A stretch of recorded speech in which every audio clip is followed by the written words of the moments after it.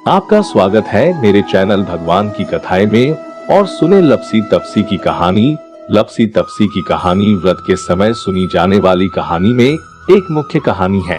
एक लपसी था, एक तपसी था। तपसी हमेशा भगवान की तपस्या में लीन रहता था।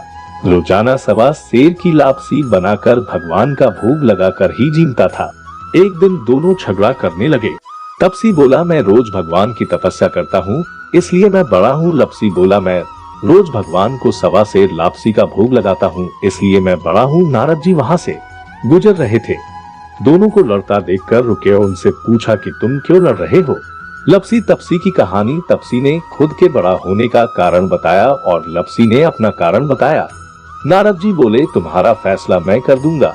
दूसरे दिन लपसी और तपसी नहाकर अपनी रोज की भक्ति करने आए तो नारद जी ने छुप करके 1.25 करोड़ की एक एक अंगूठी उन दोनों के आगे रख दी। तपसी की नजर जब अंगूठी पर पड़ी तो उसने चुपचाप अंगूठी उठाकर अपने नीचे दबा ली। लपसी की नजर अंगूठी पर पड़ी लेकिन उसने ध्यान नहीं दिया। भगवान को भोग लगाकर लापसी खाने लगा। नारद जी सामने आए तो दोनों ने पूछा कि कौन बड़ा, तो नारद जी ने तपसी से खड़ा होने को कहा। वो खड़ा हुआ तो उसके नीचे दबी अंगूठी दिखाई पड़ी। नारद जी ने तपसी से कहा, तपस्या करने के बाद भी तुम्हारी चोरी करने की आदत नहीं गई, इसलिए लपसी बड़ा है। तुम्हें तुम्हारी तपस्या का कोई फल भी नहीं मिलेगा। तपसी शर्मिंदा होकर माफी मांगने लगा। उसने नारद जी से पूछा, मुझे मेरी तपस्या का फल कैसे मिलेगा। नारद जी ने कहा, यदि कोई गाय और कुत्ते की रोटी नहीं बनाएगा तो फल तुझे मिलेगा। यदि कोई ब्राह्मण को जिमा कर दक्षिणा नहीं देगा तो फल तुझे मिलेगा। यदि कोई साड़ी के साथ ब्लाउज नहीं देगा तो फल तुझे मिलेगा।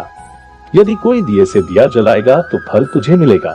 यदि कोई सारी कहानी सुने लेकिन तुम्हारी कहानी नहीं सुने तो फल तुझे मिलेगा। उसी दिन से हर व्रत कथा कहानी के साथ लपसी तपसी की कहानी भी सुनी और कही जाती है।